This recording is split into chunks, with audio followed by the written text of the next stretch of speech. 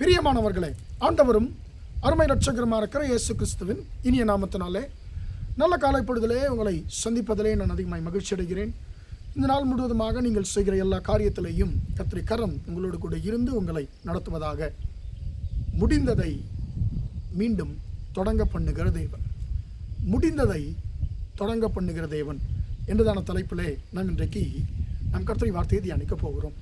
அன்பான பிள்ளைகளே, சில நேரத்தில் நம்முடைய கையை விட்டு போனதான ஆசீர்வாதங்களை நாம் மீண்டுமாக பெற்றுக்கொள்வதற்கு பல முறை நாம் முயற்சி செய்வோம், பல மாதங்கள் முயற்சி செய்வோம், பல வருஷங்கள் முயற்சி செய்வோம். முயற்சி செய்துவிட்டு நம்முடைய நேரமும் நம்முடைய பணமும் நம்முடைய உடல் பிரயாசமும் அதிகமாய் நாம் அதற்கென்று நாம் செலவிட்டு விட்டு இனி அவ்வளோதான், இனி அது என்னுடைய கையை விட்டு போய்விட்டது போல, இனி அது என்னுடைய வாழ்க்கையில் இல்லை என்று சொல்லி அதை மறந்துவிட்டு நாம் அதிகமாய் விரும்பின ஏதோ ஒரு காரியத்தை அல்லது நாம் அதிகமாய் எதிர்பார்த்த நேசித்த யாரோ ஒரு மனுஷரை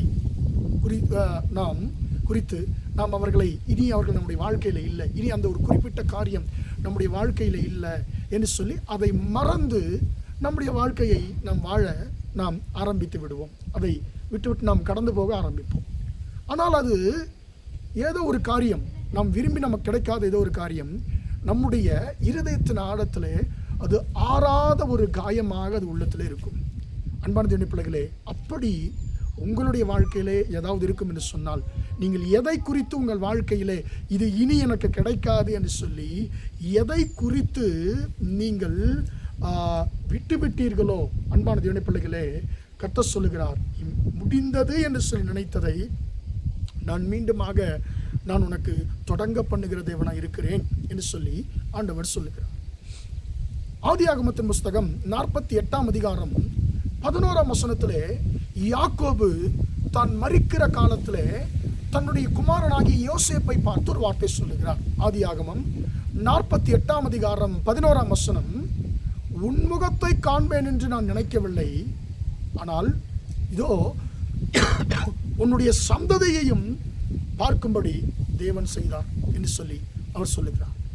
உன்னுடைய முகத்தையே நான் பார்க்க முடியாது என்று சொல்லி நினைச்சேன், ஆனால் உன்னுடைய பிள்ளைகளையும் நான் பார்க்கும்படி எனக்கு கர்த்தர் அனுகிரகம் பண்ணினாரே என்று சொல்லி யாக்கோபு சொல்லுகிறதை பார்க்கிறோம். இதனுடைய அர்த்தம் என்ன? யோசேப்பு தன்னுடைய தகப்பனாகிய யாக்கோபினால் அதிகமாய் நேசிக்கப்பட்டவர். தன் சகோதரர்கள் எல்லோரை காட்டிலும் அதிகமாக யோசேப்பை யாக்கோபு நேசித்தார். தன் குமாரனாகிய யோசேப்பை அதிகமாய் நேசித்தார். அன்பான தேவனுடைய பிள்ளைகளே, யாருக்கும் கொடுக்காத சலுகையில் அவருக்கு கொடுக்கப்பட்டது. பல வருண அங்கியை அவருக்கு தைத்து கொடுத்தார். அன்பான தேவனுடைய பிள்ளைகளே, பொறாமையினாலே சகோதரர்கள் அவனை அடிமையாய் விற்று போட்டு அவனுடைய பல வருண அங்கியை கழற்றி அதற்கு ஒரு ஆட்டினுடைய ரத்தத்தை பூசி உன்னுடைய மகன் மரித்து போனான் என்று சொல்லி காண்பித்தார்கள். அன்பான தேவனுடைய பிள்ளைகளே, யாக்கோபு பல நாட்களாக தன்னுடைய மகனுக்காக துக்கித்து கொண்டிருந்தார். ஐயோ, என்னுடைய மகனை துஷ்ட மிருகம் கொன்று போட்டது என்று சொல்லி என்னென்ன சொல்லியெல்லாம் அவர் துக்கப்பட்டிருப்பார். அன்பான தேவனுடைய பிள்ளைகளே, பாருங்க, யாக்கோபுக்கு யோசேப்பு சொன்ன அந்த சொப்பனமெல்லாம் அவருக்கு ஞாபகம். மகனே, சூரியனும் சந்திரனும் 11 நட்சத்திரங்களும் என்னை வணங்கினது என்று சொன்னாயே, அது என்னுடைய மனதில் நான் வைத்து கொண்டேனே, இப்படி ஒன்றுமே இல்லாமல் நீ அழிந்து போனாயே மகனே என்று சொல்லி தகப்பன் அதிகமாய் தன்னுடைய மகனாகிய யோசேப்பை குறித்து துக்கப்பட்டிருப்பான். பல நாள் துக்கப்பட்டு இனி என்னுடைய வாழ்க்கையிலே யோசேப்பு இல்லை, யோசேப் என்கிறதான ஒரு மகன் இனி என்னுடைய வாழ்க்கையில் இல்லை, இனி அவனை நான் பார்க்க முடியாது, காரணம் அவன் மரித்து போய்விட்டான், இனி யோசேப்பை நான் மறக்க வேண்டியதான்னு சொல்லி அவர் மறந்து வாழ ஆரம்பித்தார். ஆனால் உள்ளத்தின் ஆழத்தில், ஐயோ, என்னுடைய மகனாகிய யோசேப்பு மரித்து போனானே, இனி அவனை நான் காண முடியாதே என்று சொல்லி அந்த துக்கம் இருந்திருக்கும். அன்பான தேவனுடைய பிள்ளைகளே, பல வருஷங்கள் கடிந்தது. அவருக்கு ஒரு நாள் தன்னுடைய பிள்ளைகள் மூலமாக, எந்த பிள்ளைகள் அவருக்கு யோசேப்பினுடைய மரண செய்தியை அறிவித்தார்களோ அதே குமாரர்கள் வந்து சொல்லுகிறார்கள், யோசேப்பு உயிரோடு இருக்கிறான், அவன் எகிப்து தேசம் முழுமைக்கும் அவன் அதிபதியாக இருக்கிறான் என்று சொல்லி, அன்பான தேவனுடைய பிள்ளைகளே, உம்மை அழைத்து கொண்டு வரும்படி அவன் ரதங்களை அனுப்பியிருக்கிறான்னு சொல்லி அவன் சொல்லுகிறான். அப்பொழுது யாக்கோபு, என் மகன் யோசேப்பு உயிரோடு இருக்கிறான், இது போதும், நான் மரிக்கும் முன்பதாக அவனை காண்பேன் என்று சொல்லி போனார். யோசேப்பையே காண முடியாதுன்னு நினைச்சாரு, ஆனால் யோசேப்பை அவர் கண்டார். எகிப்தின் அதிபதியாய் கண்டார். தன்னை விட்டு ஆடு மேய்க்கக்கூடிய ஒரு மேய்ப்பனாய் தொலைந்து போனவனை பல வருஷங்கள் கழித்து கர்த்தர் அவர் கண்களுக்கு காண்பிக்கிறார். மேய்ப்பனாக அல்ல, எகிப்தின் அதிபதியாக கர்த்தர் காண்பிக்கிறார். அன்பான தேவனே, அது மட்டுமல்ல, ஒரு குடும்பஸ்தனாக 2 பிள்ளைகளுக்கு தகப்பனாகி யோசேப்பை கர்த்தர் யாக்கோபுக்கு காண்பிக்கிறார்.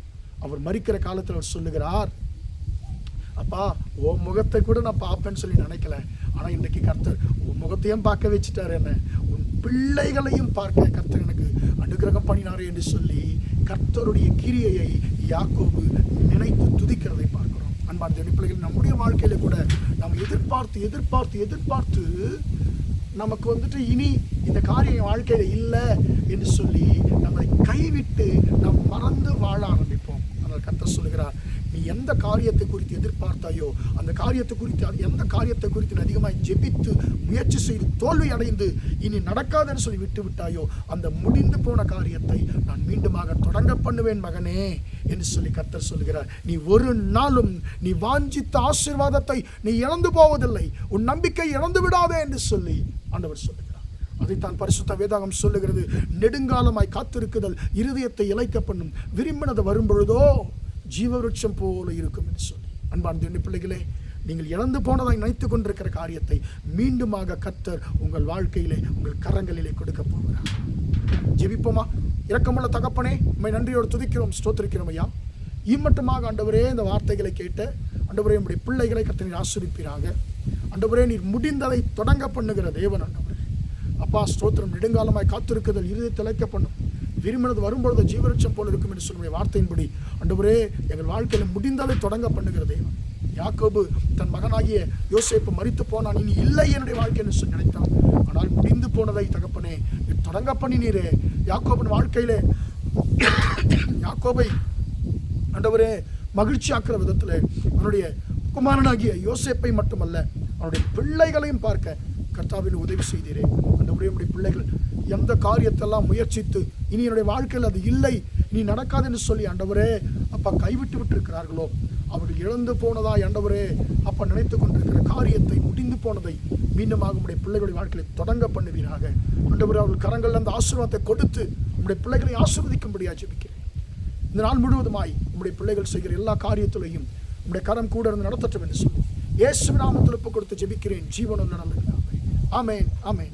பிரியமானவர்களே, கர்த்தர் உங்களை ஆசீர்வதிப்பாராக. Praise the Lord, praise the Lord.